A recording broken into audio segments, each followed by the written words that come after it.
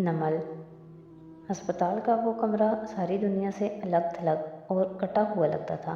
सादी बेड से टेक लगाए पाँव लंबे किए बैठा था और दो तीन अफराद उसके साथ खड़े थे। एक झुककर उसकी टांग के जख्म की ड्रेसिंग तब्दील कर रहा था। खुद वो बस सीने पे बाजू लपेटे खामोशी से उनको ये करते देख रहा था। शुरू में उसने इन मेल नर्सेस से हम कलाम होने की काफ़ी कोशिश की थी, मगर वो न सुनते थे न जवाब देते थे। सो अब तवानाई ज़ाया करना बेफ़ायदा था, सिवाय उस डॉक्टर के। आज वो बाल पौनी में बांधे उसके सर पे खड़ी गर्दन झुकाकर पट्टी बदलने के अमल को देख रही थी। काम मुकम्मल करके वो लोग उसी खामोशी से चले गए जिस तरह आए थे। अलबत्ता वो चंद लम्हे के लिए खड़ी रही।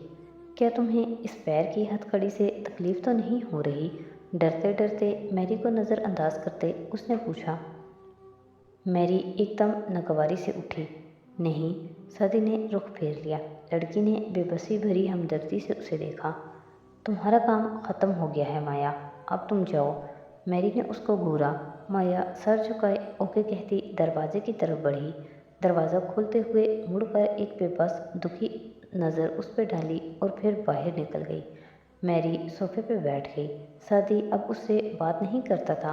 वो ढीला पड़ चुका था, या शायद इस कैद से निकलने का रास्ता कोई न था। उसने साइड टेबल से अपना कुरान उठा लिया और खामोशी से सफ़े पलटना शुरू किए। उसे याद नहीं आ रहा था कि कल तिलावत कहाँ से छोड़ी थी। फिर याद करने की कोशिश किए बगैर उसने अपनी पसंदीदा सूरत खोली। चूंटियों की सूरत, पैगंबरों की सूरत। मुझे अपना कुरान पेन भी चाहिए, सफ़े से निगाह उठाए बगैर इतला दी। जवाब में वही सर्द महरी थी मैरी की तरफ से। तुम्हें किसी किस्म का कोई गैजेट नहीं मिल सकता, सॉरी। सदी ने मज़ीद कुछ नहीं कहा। औज़ुबिल्ला पढ़ा और सफ़े पे ध्यान दिया जहाँ सफ़ेद कागज़ के ऊपर स्याह अल्फाज जगमगा रहे थे। उसकी आंखें इन अल्फाज पे जम गईं। कमरे में छाया डिप्रेशन, तनाव और अफसुर्दगी। हर शय इस जगमगाहट में पसे मंज़र में जाने लगी।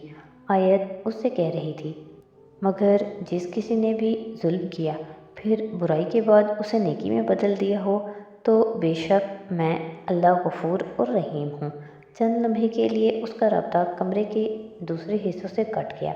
बेड के गिर्द स्याह जगमगाहट का एक हाला सा खींच गया जिसमें वो सर झुकाए बैठा हाथ में पकड़ी किताब पढ़ रहा था। अल्लाह ताला, वो मध्यम आवाज़ में बड़बड़ाया तो स्याह हीरों सी जगमगाहट दिल के अंदर उतरती हर आग को ठंडा करने लगी। मुझे ये आयत याद है। जहाँ बचपन में मैं कुरान पढ़ने जाता था, वहाँ मेरी टीचर ने ये आयत बहुत अच्छे से पढ़ाई थी। वो कहती थी, अरबी बहुत गाढ़ी ज़ुबान है, इसमें हर लफ्ज़ का बहुत वसी मतलब होता है। कुरान तब समझ आएगा जब उसके हर लफ्ज़ के मतलब को समझोगे।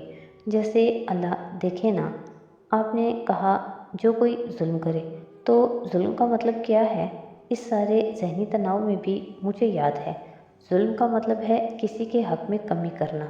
तो आप मुझे ये समझा रहे हैं अल्लाह कि हम ज़िंदगी में जब भी किसी के हक़ में कमी करें तो एहसास होने पे सिर्फ चोरी कर देने की बजाय बुराई को, इस दुख को और तकलीफ़ को हमें अच्छाई और मोहब्बत से दूर करने की कोशिश करनी चाहिए।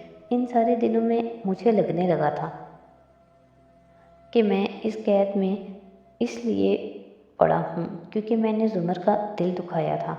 वो बीमार थी, उन्होंने क्या नहीं किया मेरे लिए।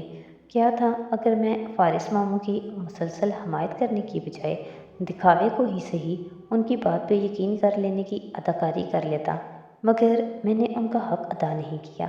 अगर 4 साल उन्होंने ताल्लुक़ नहीं रखा तो मैं भी उनकी मौजूदगी में उनके घर नहीं जाता था। मैंने भी कॉल करनी छोड़ दी।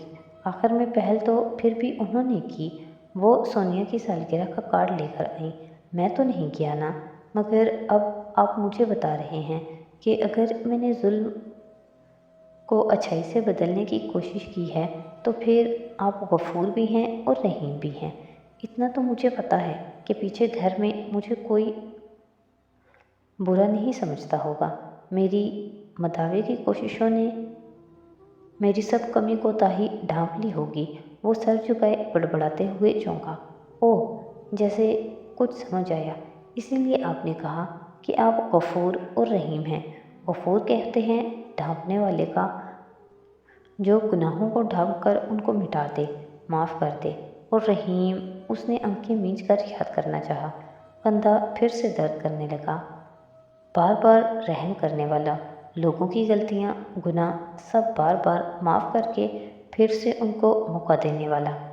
स्याह हरूफ की जगमगाहट उसके गिर्द किसी ऊंचे दायरे की तरह रक्सा थी। बाकी सब कुछ छुप गया था।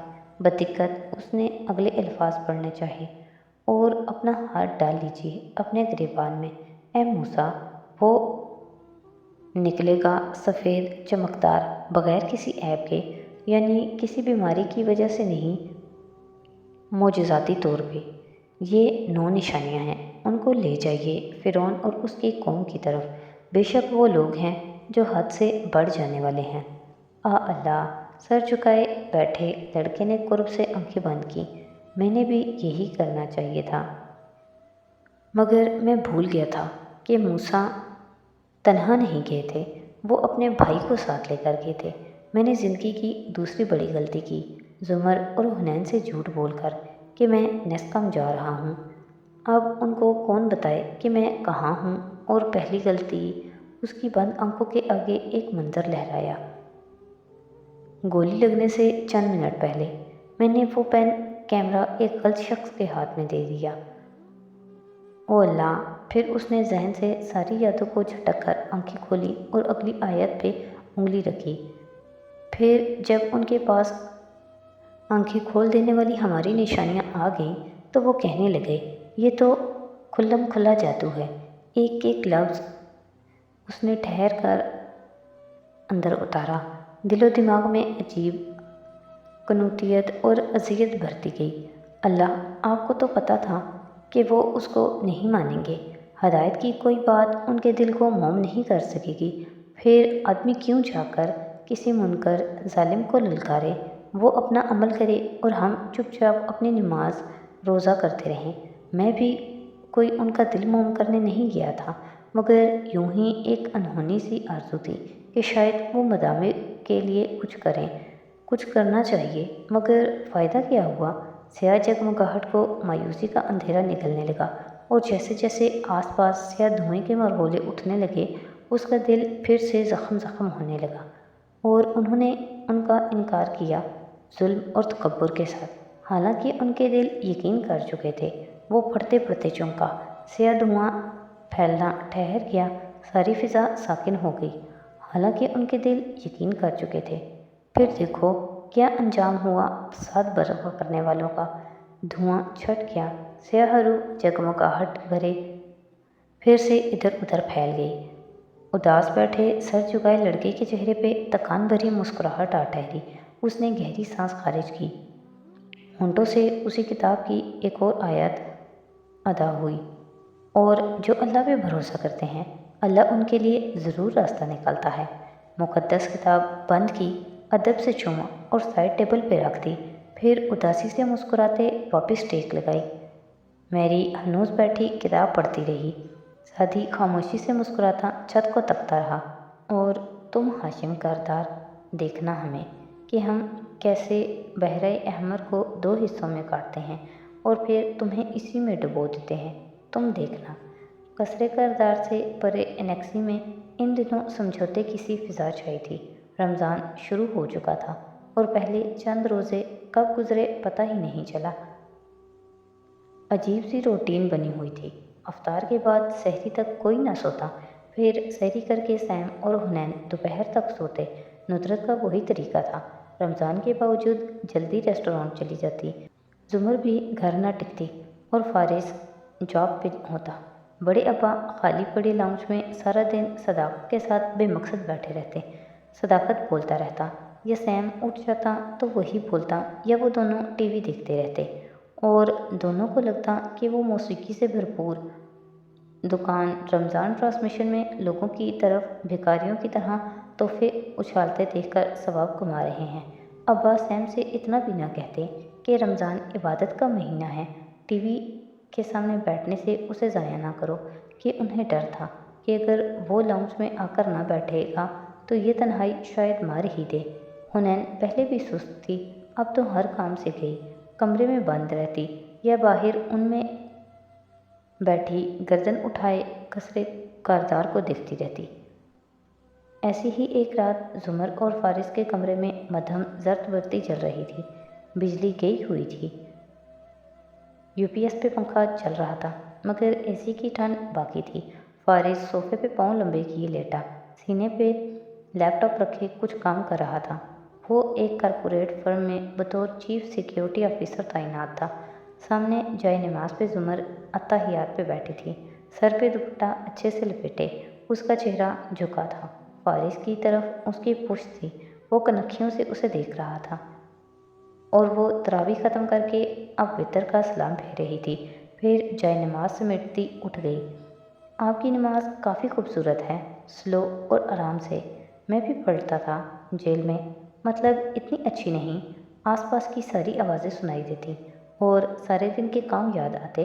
اسکرین کو دیکھتا وہ بولا تو وہ جو پشت کیے کھڑی جائے نماز طے کر رہی تھی رک گئی، مگر مڑی نہیں، اور آپ کی طرح 5 وقت کی نہیں پڑھتا تھا، کچھ دن پڑھی پھر چھوڑ دی، مگر ایک بات، دعا میں بھی نہیں مانگتا تھا، مگر سچ تو یہ ہے کہ دعا کے بغیر نماز ادھوری ہوتی ہے۔ وہ ہلکا سا مڑی، چبھتی نظر اس پہ ڈالی۔ میں دعا مانگوں یا نہیں، یہ میرا اور میرے اللہ کا معاملہ ہے، میں نے تو کچھ نہیں کہا۔ وہ شانے اچکا کر اسکرین کی طرف متوجہ ٹائپ کرتا رہا۔ زمر جائے نماز کو رکھ کر اسٹڈی ٹیبل پہ آ بیٹھی، اس کی طرف اب بھی پشت تھی، انگلی سے چہرے کے گرد اڑاسا، دوپٹہ کھولا، فائل سامنے کی، قلم اٹھایا، الفاظ پہ نگاہ پڑی تو ہر چیز مدھم ہونے لگی، اپنی زندگی کسی فلم کی طرح نظروں کے سامنے گھوم گئی۔ اللہ تعالیٰ، اس نے بنا آواز لب ہلائے، آنکھوں میں اضطراب بھر آیا، مجھے معلوم ہے کہ میں پہلے جیسی دعا نہیں کرتی، آپ سے بات نہیں کرتی، میں ایسا سوچ بھی نہیں سکتی کہ آپ سے ناراض ہوں، نعوذ باللہ، بس میرا دل سخت ہو گیا ہے۔ مجھے لگتا تھا میرے پاس اب کھونے کو کچھ نہیں بچا، مگر میں غلط تھی، جب تک انسان کی سانس ہے اس کے پاس کھونے کو کچھ نہ کچھ ضرور ہوتا ہے۔ میرے پاس بھی تھا، سادی، اور اب وہ نہیں ہے، ابا اور باقی سب ہیں، میں ان کو کھونا نہیں چاہتی، اور میں سادی کو بھی واپس لانا چاہتی ہوں۔ میں ہر اس شخص کو عبرت کی مثال بنانا چاہتی ہوں جس نے میرا خاندان تباہ کیا ہے، اور میں یہ بھی چاہتی ہوں کہ جب تک وہ ہمارے پاس واپس نہیں آ جاتا آپ اس کا خیال رکھیے گا، آپ اس کو اکیلا نہ کیجیے گا۔ اس نے آنکھیں بند کیں تو وہ آنسو ٹوٹ کر چہرے پہ گرے، پھر بھیگی پلکیں کھولی۔ فارس، اس کی آواز بھی رندی ہوئی تھی۔ اس نے چونک کر سر گھمایا، پھر لیپ ٹاپ ہٹا کر اٹھا اور قدرے تشویش سے اس کی پشت کو دیکھا۔ کیا ہوا؟ آج نیاز بیگ کی ضمانت ہو گئی، مجھے معلوم ہے، وہ ہلکا سا بولا، نگاہیں اس کے سر کی پشت پہ تھیں جس سے دوپٹہ پھسل گیا تھا اور بھورے گھنگریالے بال جھلک رہے تھے۔ اس نے جج کے سامنے کہا کہ اس نے یہ قتل سیلف ڈیفنس میں کیا تھا۔ اس نے کہا کہ سادی اس کو مارنے لگا تھا۔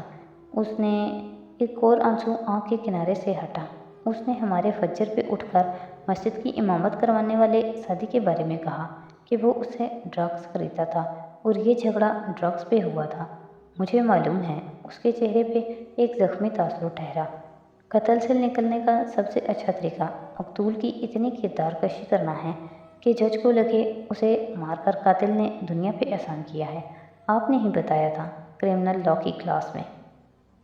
زمر نے آنکھ انگلی کی نوک سے پہنچی اور پلٹی تو اس کی آنکھیں اور ناک گلابی ہو رہی تھی، اور ناک کی لون اس نے نگاہ چرا لی۔